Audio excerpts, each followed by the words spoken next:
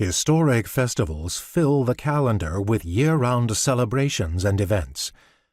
Many of these commemorate legendary events with reenactments and religious ceremonies. One can enjoy arts and craft fairs, seafood festivals, colonial celebrations, Native American rites, and torchlight parades. From November through January, St. Augustine is quite literally aglow with millions of white lights by celebrating the Night of Lights throughout the holidays. You can even travel a couple of miles to the location of the Fountain of Youth, according to Ponce de Leon. To go and drink from the fountain is as easy as asking once you pay a few dollars for parking and admission. The water is super sulfuric and smells terrible, by the way. A place so rich in history has so many wonderfully dark and macabre tales surrounding it. The old Castillo alone houses a ghostly pirate looking for his head, a couple sealed into the very walls in a lost room for centuries, and phantom soldiers that march along the battlements to this very day. The gates to the old walled city still stand as they face the public cemetery known as the Huguenot Cemetery.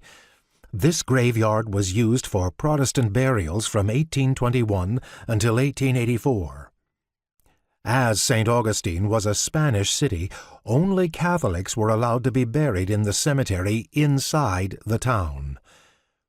With the annexation of the Florida Territory into the fledgling United States in 1819, with the signing of the Adams-Onis Treaty, there came the loss of St. Augustine from the Spanish. As there was now a need for a formal Protestant burial ground, the new American leaders of the city chose the area just outside the city gates. Shortly after it opened, a yellow fever outbreak gripped the city, and the cemetery filled very quickly.